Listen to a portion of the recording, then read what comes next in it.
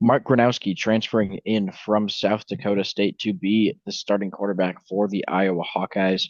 And is he going to be able to improve the Iowa offense, or will it be more of the same where we see a solid defensive team that just can't put points on the board? We'll have to find out. But the schedule to start the season, two of the first three games, really not that bad with UAlbany and UMass. Those will both be wins, but Iowa State in between a really tough matchup. The Cyclones came just one game short of the college football playoffs, losing to Arizona State in a blowout loss in the Big 12 championship. But Rocco Becht is back at quarterback, along with a solid supporting cast returning around him. I think that the Cyclones are going to be a really, really good team. They'll compete for the Big 12 title once again. They are better than Iowa and will win this game, even though it might be 10-7. Next is UMass. Like I said earlier, that will be a win, moving Iowa to 2-1 heading into Big Ten play. To kick off Big Ten play, it will be a road trip to face Rutgers. Rutgers is a pretty young team. They have not had a ton of success under Greg Schiano, but they have definitely become a more competitive team the past few years, and the program as a whole is really looking up against Iowa. Even if they are hosting them, I really don't think they're going to be able to get past this Iowa defense. They have a lot of seniors and graduates on this roster on defense.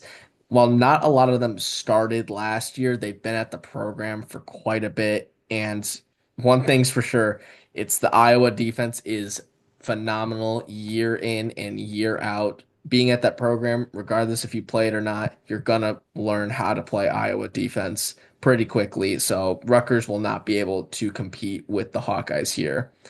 Then they host Indiana, the Hoosiers, coming off of their first college football playoff appearance, and they are replacing quarterback Curtis Rourke with Fernando Mendoza from Cal. He's expected to be one of the top quarterbacks in next year's NFL draft. And Kurt Cignetti has built a really solid team to hopefully go back to back for college football playoff appearances. I don't know if the schedule is going to allow that, but even on the road against Iowa, I think offensively they're going to be able to handle whatever the defense throws at them.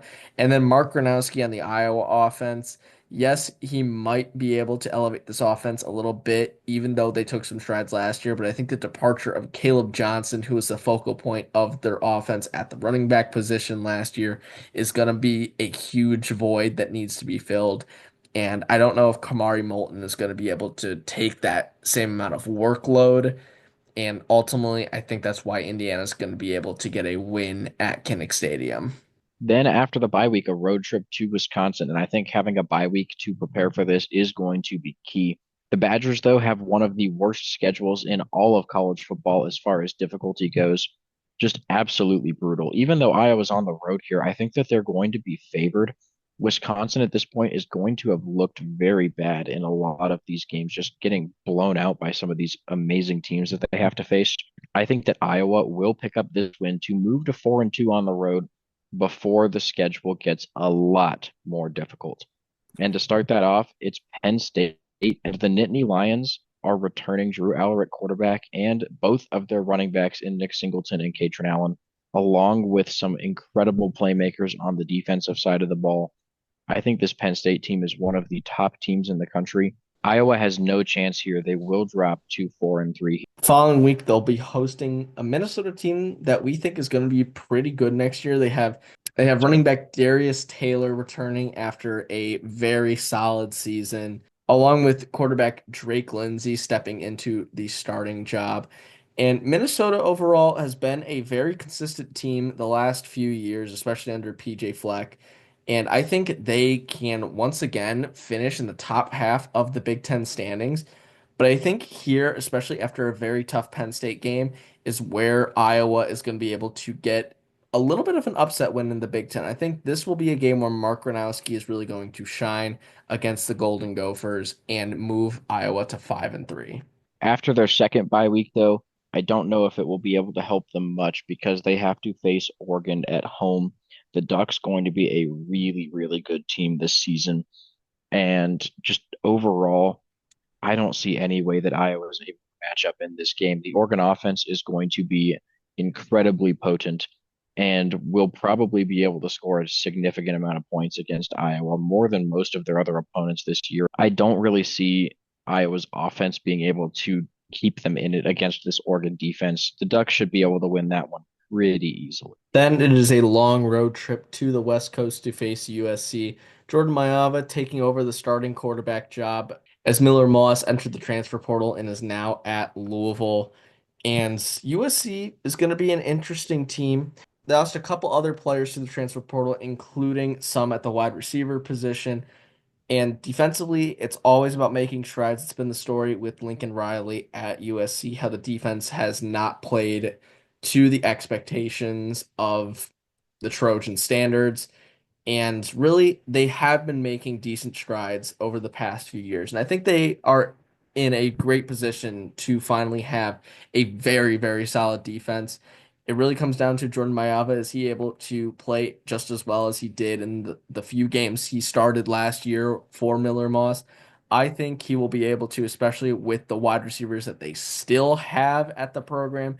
USC should be able to take down the Hawkeyes on a very long road trip for Iowa.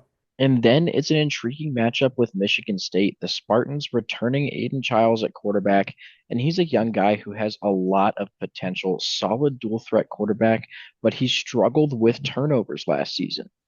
And that's really something that he's going to have to work on this year if Michigan State wants to be competitive.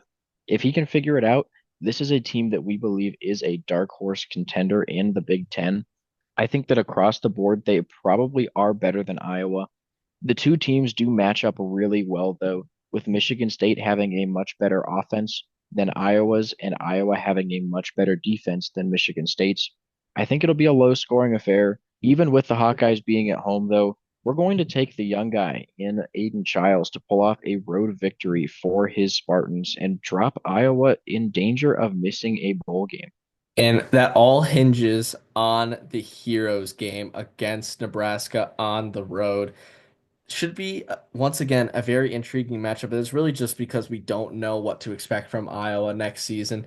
But Nebraska, still in Raiola once again. Mini Patrick Mahomes has led this Nebraska team to some decent seasons. They have dropped a couple games that they really shouldn't have. Last season it was to UCLA, and they actually lost this rivalry game to Iowa in, go figure, a very low scoring affair. This season, though, I think Nebraska, even though they have some key players from last season leaving, whether it was to the transfer portal or to the NFL draft, I think Nebraska, especially with it being at home, is going to be the significantly better team here and going to be able to throw Iowa off balance and win this rivalry game, which will be their second win since 2015 in this rivalry game. So it would be a huge win for the Cornhuskers and would unfortunately drop the Hawkeyes out of a bowl game. Yeah, this would be the first time that I can remember in a while that Iowa doesn't make a bowl game, but it's just a really difficult schedule for them this season. And as you can see, a lot has changed from our way too early predictions. This isn't necessarily that we think Iowa will be worse. It's more that we think all of the teams that they are going to be playing this season have just gotten better, which led us to drop their prediction from 8-4 all the way down to 5-7. The projection was at 6.25 wins. Now it is down just under 500 at 5.95 wins, 3.65 and 5.35 in Big Ten play. The floor for the Hawkeyes, I do think, is only one game worse than we predicted them at, though, at 4-8, 2-7 in Big Ten play. And the ceiling, we believe, is 8-4, which was our original prediction, going 6-3 in Big Ten play. But it's really dependent on if Mark Gronowski can adapt to the FBS level and do it quickly, because Iowa has a pretty tough schedule. Just like I said earlier, why we have them going 5-7. So thank you guys for watching. Please make sure to like and subscribe, and we'll see you in our next video.